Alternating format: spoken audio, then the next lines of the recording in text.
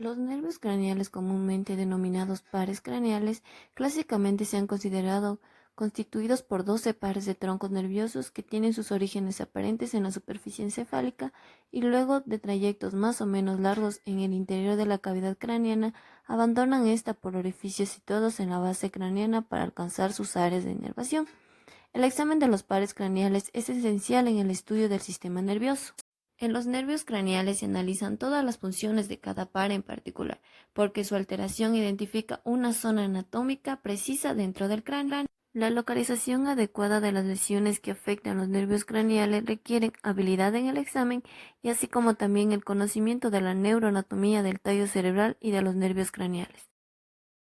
Vamos a comenzar con el primer par craneal, el cual corresponde al nervio olfatorio. Este cumple con una función sensitiva, la cual es la olfacción. La olfacción es la sensación de olores que se produce por la detección de sustancias odoríferas aerolizadas en el entorno. Vamos a encontrar dos orígenes, el real y el aparente. Dentro del origen real, las fibras del nervio olfatorio se originan en las células bipolares de la mucosa olfatoria o mancha amarilla, ubicada en la porción superior de las fosas nasales. Estas células poseen axones ascendentes que constituyen los filetes del nervio olfatorio. En el origen aparente, se da en la cara inferior del bulbo olfatorio, ubicado sobre la lámina cribosa del etmoides, a cada lado de la apófisis del cristal gallo. Desde los puntos de vista histológico y funcional, este par no es un verdadero nervio, sino una prolongación telencefálica que forma parte del llamado cerebro visceral o rinencéfalo. Las caras basales de las neuronas receptoras olfatorias bipolares de la cavidad nasal de un lado presentan prolongaciones centrales que se agrupan en haces para formar aproximadamente 20 filetes olfatorios, los cuales dan la composición del primer par craneal derecho e izquierdo. Dentro de la fisiología, las neuronas olfatorias están situadas en una zona especializada de la mucosa nasal, el llamado epitelio olfatorio amarillento y pigmentado. Este abarca un área de 10 centímetros cuadrados en el techo de la cavidad nasal, cerca del tabique. Se ha dicho que el epitelio olfatorio está en un sitio del cuerpo en el que el sistema nervioso está en íntima cercanía con el mundo exterior. El epitelio olfatorio contiene unos 50 millones de neuronas bipolares sensitivas, las cuales están intercaladas con unas células de apoyo similar a una glía denominadas sustentaculares y las células madre basales. Estas son las que generan nuevas neuronas olfatorias cuando se necesita reponer de las dañadas en la exposición al entorno. Este epitelio está cubierto de una fina capa de moco secretada por las células sustentaculares y las glándulas de Bowman, que están debajo del mismo epitelio. Cada neurona olfatoria sensitiva tiene una dendrita gruesa y corta que sobresale en la cavidad nasal, en donde termina en una protuberancia que contiene de 6 a 12 cilios. Estos cilios son prolongaciones amielínicas, de 5 a 10 micras de longitud, que sobresalen dentro del moco que cubren el epitelio. Las moléculas odoríferas se disuelven en el moco y se unen a los receptores odoríferos en el cilio de las neuronas olfatorias. El moco genera un entorno molecular e iónico adecuado para la detección de olores.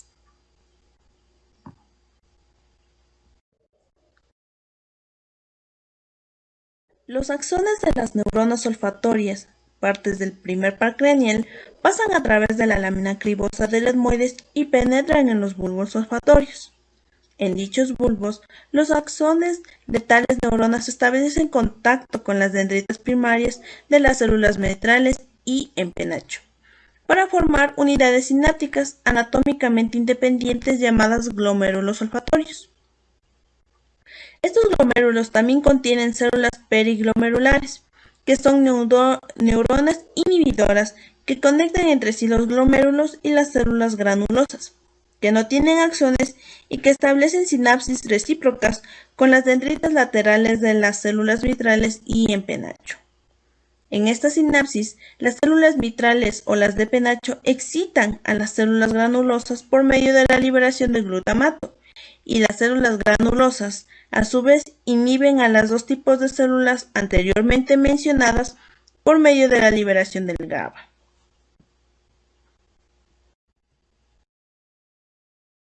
Dentro de los trastornos en la olfacción, podemos decir que hay de leves a graves. Dentro de los leves encontramos una congestión nasal sencilla como un pólipo nasal.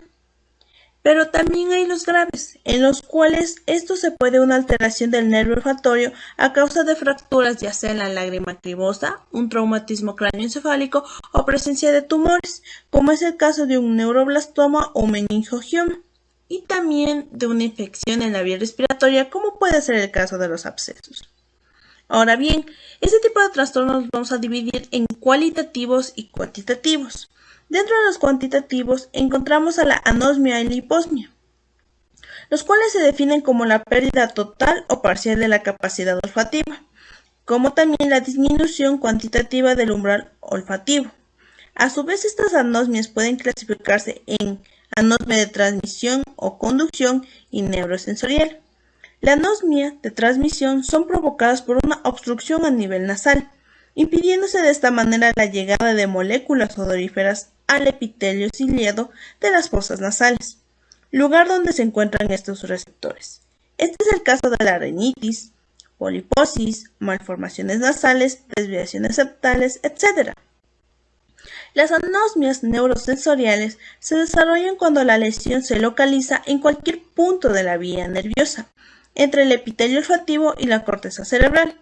Este tipo de patologías se dividen en tres grupos, dependiendo de su localización. De esta manera, si la lesión afecta el epitelio sensorial, esto se denomina anosmia epitelial. Si la lesión se localiza en los fascículos del primer par craneal, corresponde una anosmia retroepitelial. En cambio, si la lesión afecta al bulbo olfatorio, el tracto olfatorio lateral, las áreas paleocorticales, el neocórtex olfativo y sus interconexiones, se denomina anosmia central. Otro problema que podemos identificar es la hiperosmia, que esta corresponde a una alteración en la cual se ve aumentada la sensibilidad olfatoria. Corresponde a un trastorno poco frecuente, que puede estar asociado a condiciones como un embarazo o la enfermedad de Graves Basedow. Dentro de las cualitativas encontramos a la parosmia, la cual corresponde a una interpretación de un olor agradable como desagradable. Suele aparecer en cuadros psicóticos, tumores y epilepsia. Otro es la cacosmia, la cual corresponde a una percepción de un olor desagradable ocasionado en el organismo, sin que existan moléculas olorosas en el ambiente. También encontraremos a la fantosmia, la cual es la sensación olfatoria sin presencia de algún estímulo. También se le denomina alucinación olfatoria. Y por último encontramos la osmofobia, la cual consiste en presentar una reacción de miedo ante la presencia de determinados olores, como consecuencia de una experiencia vital.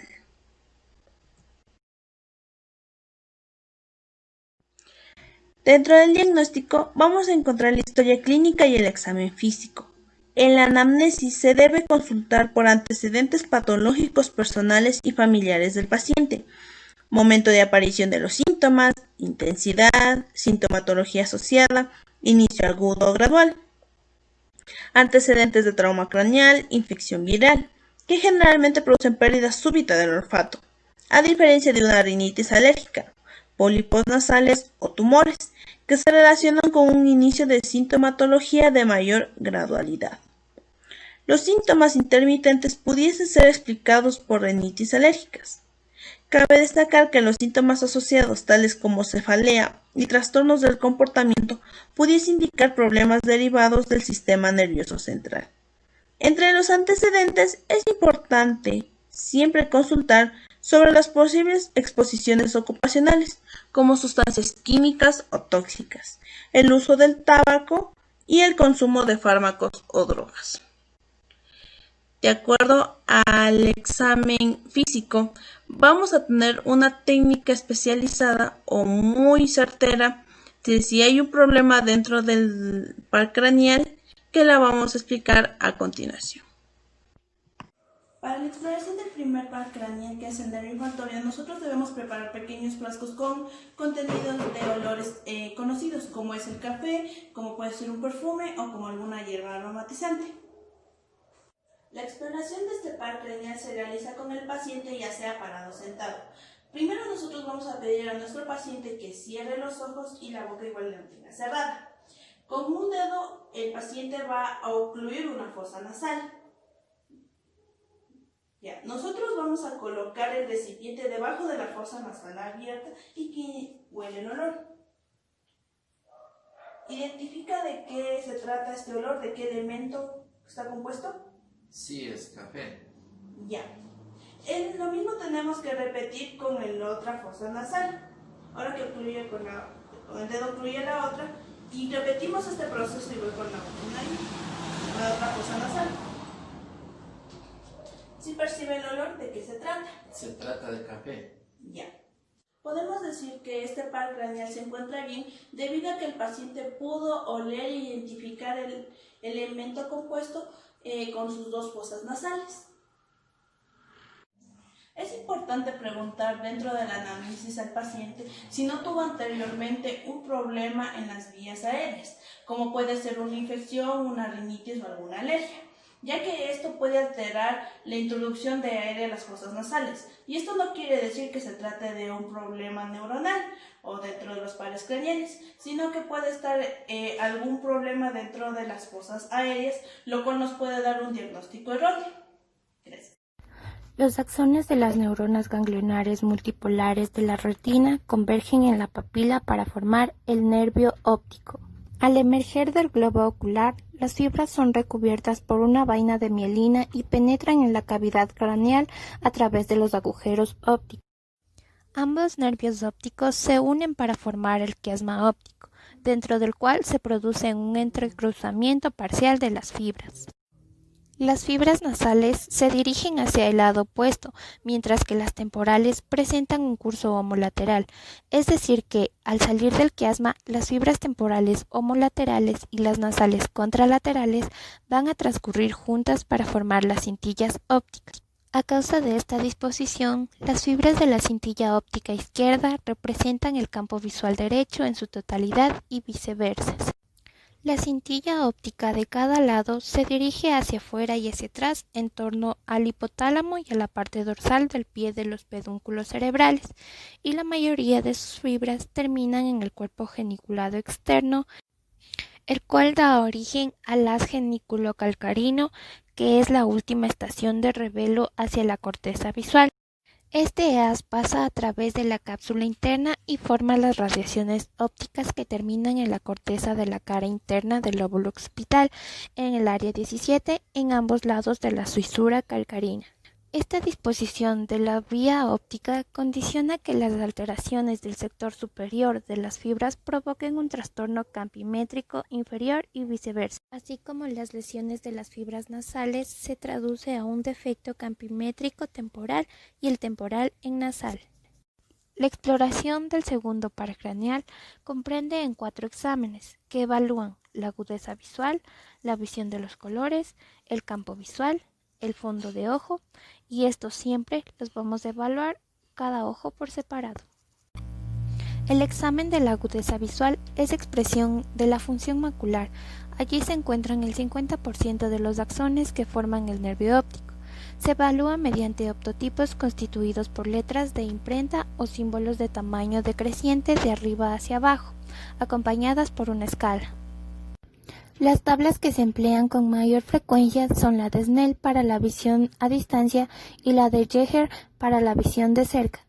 Se examina cada ojo por separado y con el paciente colocado a una distancia predeterminada de la tabla en un ambiente claro. Para la evaluación de la visión de lejos vamos a colocar al paciente en un ambiente claro y vamos a colocar la cartilla a una distancia considerable. Vamos a pedir al paciente que lea las letras desde la más grande que se encuentra superiormente hasta la letra que pueda leer o se equivoque. Vamos a evaluar cada ojo separadamente. Vamos a ocluir para eso un ojo y pedimos al paciente que lea las letras. E, F, P, T, O, Z, L, P, E, D, T, S, F, D, E, D, F, C, Z, P, F, E, F, L, G, F, E, D. Ya. Después evaluaremos el segundo ojo. Igual hasta que el paciente pueda ver o se equivoque en una de las letras. Si el paciente logra observar todas las letras de la cartilla, se dice que tiene una agudeza visual normal. Si el paciente presenta alguna alteración, colocaremos los dedos a una distancia más corta y preguntaremos si es que puede verlos y contarlos. Si es que el paciente puede verlos y contarlos, se habla que tiene una visión de cuenta de dedos. Si es que el paciente puede observar los dedos, pero no puede distinguir cuántos son o contarlos, se denomina que tiene una visión bulto. Y si es que el paciente solo percibe como una proyección de luz, se dice que es una visión luz. Para evaluar la visión cercana vamos a utilizar la escala de Yeager, en la cual de igual manera vamos a colocarla a 30 centímetros del paciente y vamos a pedirle de igual manera que lea desde la más grande hasta la más pequeña, y de igual manera vamos a evaluar cada ojo por separado. Por favor, lea desde la primera.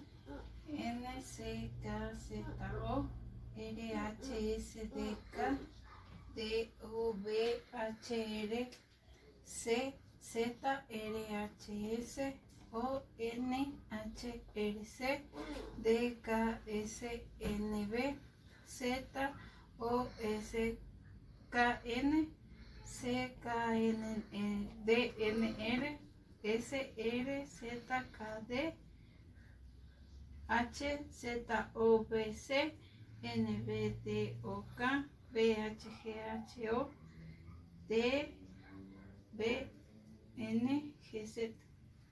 Ya, y de igual manera evaluaremos el otro ojo. N, C, K, Z, O, R, H, S, D, K, D, O, R, H, R, C, Z, R, H, S, O, N, H, R, C.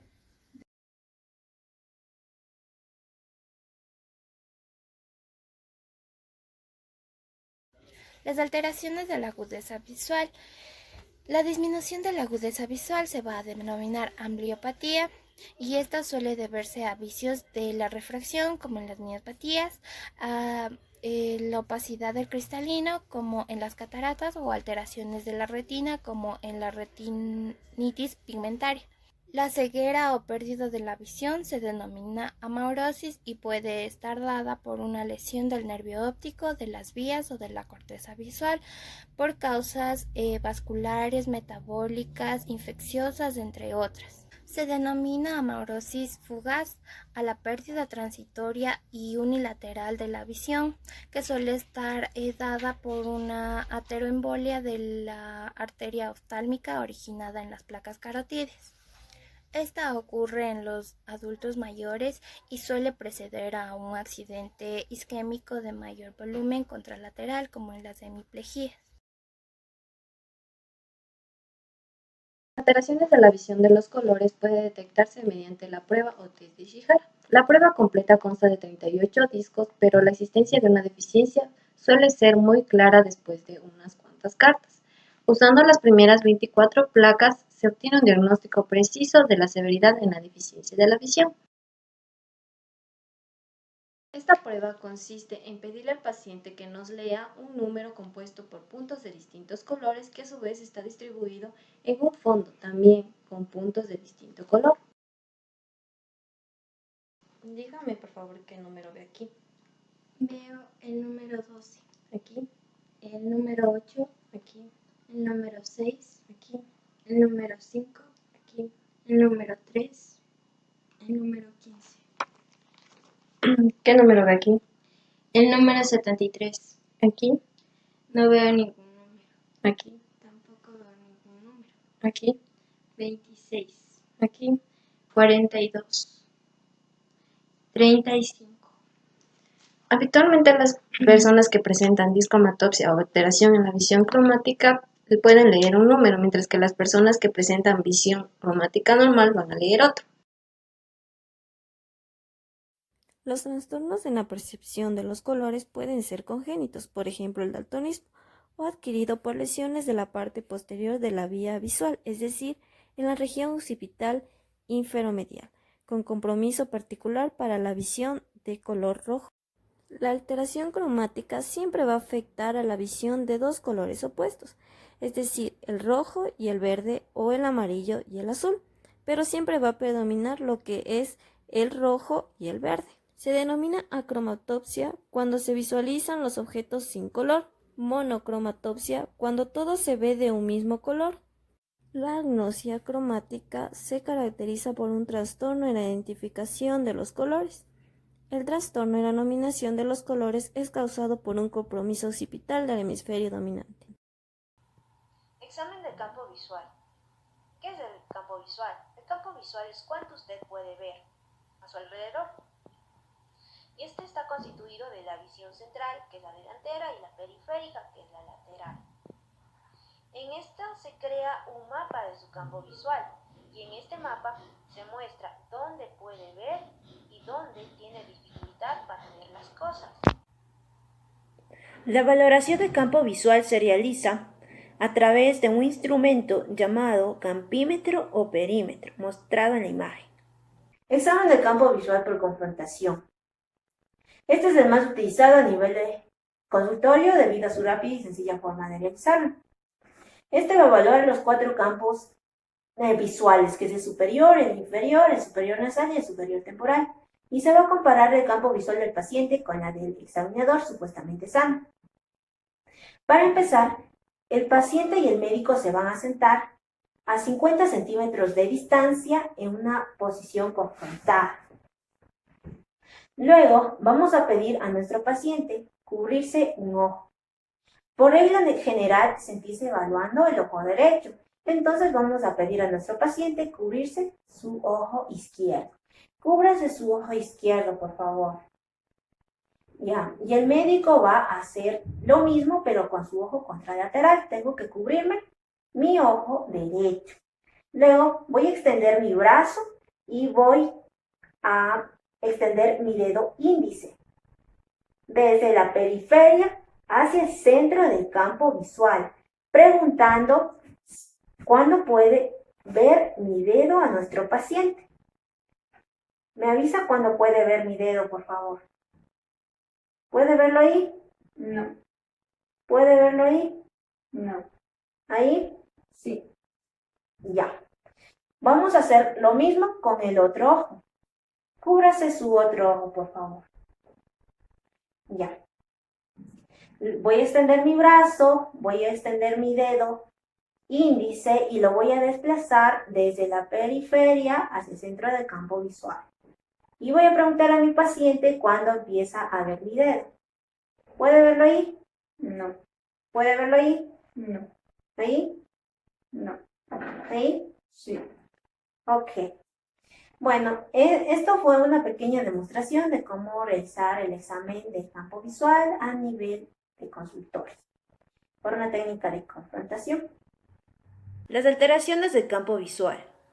Estas se dividen en hemianopsias cuando comprometen la mitad del campo visual y son homónimas cuando comprometen el mismo lado y heterónimas cuando comprometen distintos lados, mostrados en las imágenes.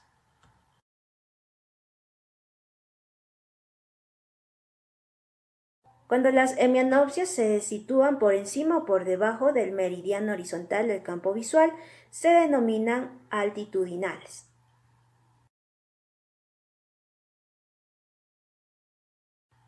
También tenemos a las cuadrantopsias, cuando se compromete un cuadrante del campo visual, por ejemplo, una cuadrantopsia temporal superior.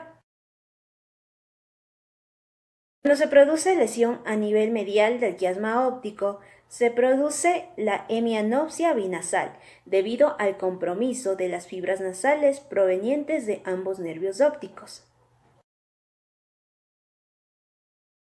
Cuando se produce lesión a nivel de la cintilla óptica da lugar a una hemianopsia homónima contralateral, casi siempre incongruente. Cuando se produce lesión a nivel de las radiaciones ópticas, también da lugar a una hemianopsia homónima contralateral, pero estas son congruentes, respetando la visión central o macular, debido al compromiso de las fibras homolaterales temporales y de las fibras nasales contralaterales.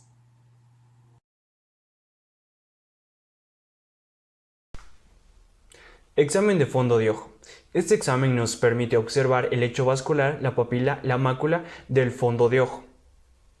Esto nos ayuda a sacar conclusiones del estado de los vasos en otros órganos y sistemas. Además, por su estrecha relación con el encéfalo, nos permite explorar el sistema nervioso central. Por todas estas cosas es muy importante no solo para el oftalmólogo, sino también para el médico general, internista, neurólogo o de cualquier otra especialidad. Paso 1. Pediremos al paciente que observe un punto fijo durante todo el examen. Paso 2. El médico se colocará de 10 a 20 centímetros del paciente. Con la mano derecha tomará el oftalmoscopio para evaluar el ojo derecho y con la mano izquierda va a elevar el párpado. Paso 3. Vamos a dirigir la luz oftalmológica hacia el área pupilar. En esta zona vamos a buscar el reflejo de fondo de ojo, que es de un color rojo anaranjado. Una vez encontrado este reflejo, nos vamos a dirigir despacio sin perderlo de vista.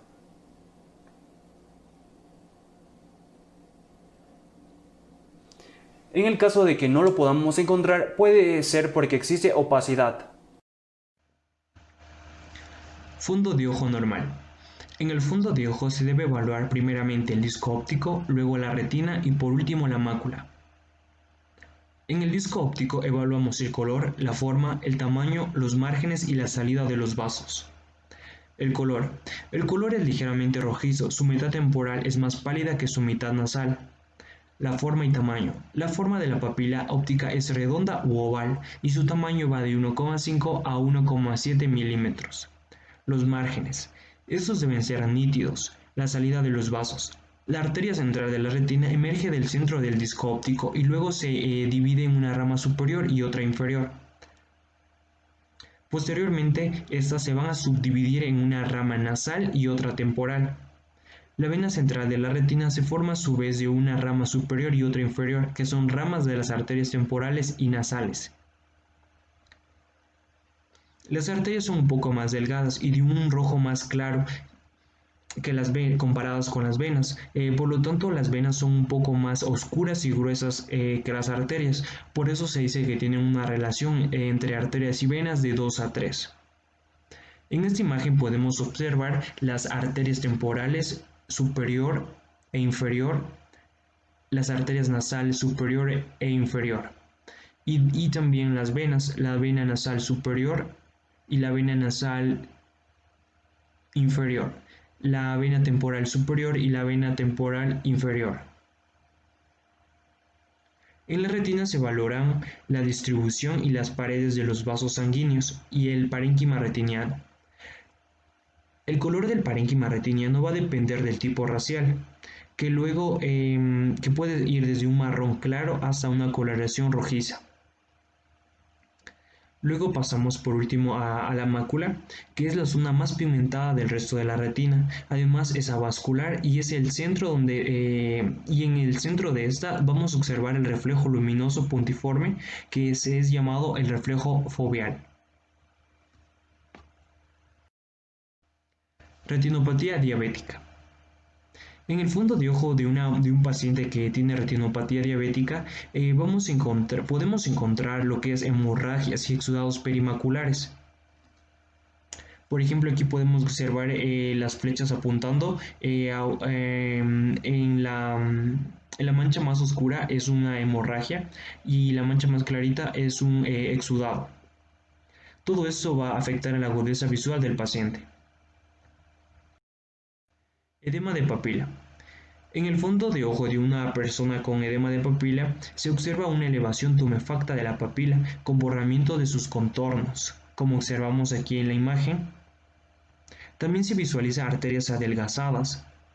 Las causas más frecuentes de edema de la papila son la hipertensión endocraniana secundaria a lesiones expansivas, como son los tumores, los hematomas, los abscesos o granulomas. También se puede dar por un bloqueo de la circulación del líquido cefalorraquídeo.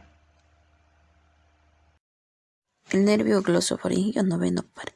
Esto es un nervio mixto, va a ser sensitivo, sensorial, motor y vegetativo. Al ser un nervio mixto, se va a originar de 3 núcleos, va a tener 3 orígenes, un origen motor, un origen sensitivo y un origen vegetativo. El origen motor va a formar parte del núcleo ambiguo localizado en el bulbo raquídeo. Este va a tener segmentos medios e inferiores. Este núcleo va a corresponder al origen motor tanto del neumogástrico como del nervio espinal, respectivamente. También va a tener un origen sensitivo sensorial que se va a ubicar en 2 ganglios, el ganglio de Andersech y el ganglio de Erheiter. Este va a tener también un origen vegetativo, el cual va a tener fibras vegetativas que van a estar situadas en el piso del cuarto ventrículo. Va a corresponder al núcleo salival inferior. El noveno paro glosofaringeo va a constar de fibras aferentes, eferentes, somáticas, viscerales, generales y especiales, y va a estar relacionado con lo que es el neumogástrico. Las fibras aferentes, somáticas, generales provienen de la piel del área retroauricular y se proyectan a través de la rama auricular del nervio vago. Las fibras aferentes, viscerales, especiales conducen las sensaciones gustativas del tercio posterior de la lengua. Están integradas por una rama sensorial especial, el nervio del seno carotídeo, que interviene en la regulación de la presión arterial. Las fibras aferentes viscerales generales conducen los impulsos táctiles, térmicos y dolorosos de la mucosa del tercio posterior de la lengua, las amígdalas, la pared posterior de la faringe y la trompa de Eustaquio. Las fibras aferentes viscerales penetran lo que es la parte posterior y externa del bulbo y se distribuyen hasta los segmentos rostrales del fascículo solitario y el núcleo. Las fibras eferentes generales viscerales están destinadas a la glándula parótida y se originan en el núcleo salival. Las fibras eferentes viscerales especiales salen del núcleo ambiguo y van a inervar el músculo estilofaríngeo y partes del constrictor superior de la faringe. Los núcleos sensitivos proyectan fibras que se entrecruzan entre lados opuestos en la línea media, uniéndose con fibras del lemnisco medio y ascendiendo con él hacia la corteza cerebral. El núcleo motor ambiguo posee una inervación bilateral y se proyecta hacia la corteza cerebral a través del haz geniculado. A este núcleo también pueden llegar colaterales del núcleo sensitivo relacionados con ciertos reflejos como la tos, la deglución, el vómito. La función del nervio número 9, el glosofaringeo. En esta vamos a evaluar lo que es la función motora. Vamos a pedirle a nuestra paciente que diga la vocal A. A ver, A. Abra bien la boquita. A. Eso. Donde vamos a observar la función de A de los músculos faringeos, en el cual está uno de ellos, el estilo faringeo. Este no va a presentar a su vista lo que son alteraciones, porque va a estar acompañado o tiene la misma motricidad con el músculo faríngeo palatino. Entonces no se van a observar muy bien las alteraciones que este produce. Ya. Vamos a examinar también lo que es el reflejo faríngeo, para lo cual vamos a necesitar un bajalenguas. Y vamos a pedir a nuestra paciente que abra la boquita así. Ya. Ya. Hace la carita un poquito. Hace así la carita. Eso. Saque la lengüita. Vamos a estimular la parte posterior de la faringe. La faringe, ocasionando una sensación de náusea a nuestro paciente. Cabe destacar también que aquí esta parte va a estar inervada también por lo que es el par número 10. Ya. También vamos a analizar lo que es reflejo velo-palatino. Para esto también vamos a utilizar lo que es el bajalenguas. Vamos a pedir nuevamente a nuestra paciente que abra la boquita, alce la costa así. Eso, para yo poder, eso. Ya, vamos a observar, vamos a estimular lo que es la parte posterior del paladar blando. En este vamos a ver la contracción del paladar. Y vamos a ver lo que es la ubicación de la úvula. La úvula no debe de estar desviada. Cabe destacar también que este está inervado por el glosofaringio y por el nemogástrico. Ya. Vamos a analizar también lo que es la sensibilidad gustativa de nuestra paciente. Ya, para esto vamos a decir a nuestra paciente, a ver, mira. Vamos a decir a nuestra paciente que abra la boquita. Ya, vas a abrir la boquita. ¿Ah? Eso. Yo te voy a poner algunas cositas en la lengua y tú vas a decirme si está dulce, si está amargo, si está ácido o si está salado. Ya, según lo que tú sientas. Siéntese bonito. Ya. Abre la boquita, saca la lengüita. Ya, saboree. Dulce. Ya, ese es un sabor dulce. Nuestra paciente está sintiendo el sabor dulce. Ya. Saca la lengüita. Saca la lengüita. No voy. Ya. Salado. Ya, muy bien. Vamos a utilizar un limón en este caso para uno de los sabores. A ver.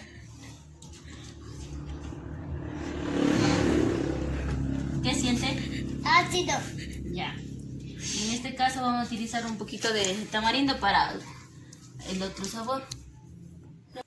¿Qué siente? Amargo. Ya. En este caso hemos demostrado que nuestra paciente ha actuado y a cada uno de los estímulos que se le ha presentado.